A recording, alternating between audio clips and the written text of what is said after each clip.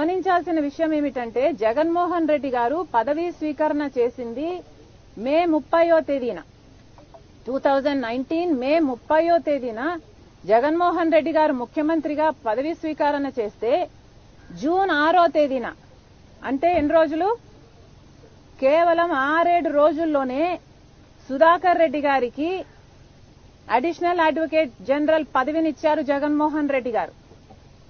మీ మధ్య ఏ సంబంధం లేకపోతే 6 రోజుల్లోనే ఎవడో తెలియని సుధాకర్ రెడ్డి, అంతవరకు ఈయన ఎవడో సమాజానికి తెలియదు, ఎవరో తెలియని సుధాకర్ రెడ్డిని తీసుకొచ్చి మీరు అడ్వకేట్ జనరల్ పదవిని ఎందుకు ఇచ్చారు, అడిషనల్ అడ్వకేట్ జనరల్ పదవిని ఎందుకు ఇచ్చారు, అది కూడా అంత హడావిడిగా, అంత ఉత్సాహంగా, అంత తొందరగా మీరు అంత మేలు ఒక మనిషికి చేశారు అంటే దానికి అర్థం ఏమిటి?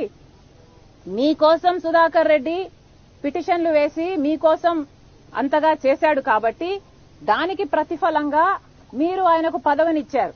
లేకపోతే ఎవడైనా కూడా తన తండ్రి పేరుని సిబిఐ ఛార్జ్ షీట్ లో చేర్చిన వ్యక్తిని పిలిచి అడిషనల్ అడ్వకేట్ జనరల్ పదవి ఇస్తాడండి? నేనైతే ఇవ్వను. మీరు ఇస్తారా?